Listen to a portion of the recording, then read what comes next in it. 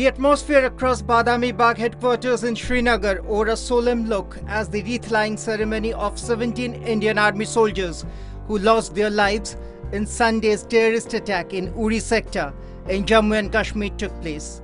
Jammu and Kashmir Chief Minister Mehbooba Muftu, along with senior army officials, led wreath on the coffins of 17 soldiers martyred in the fidayeen attack.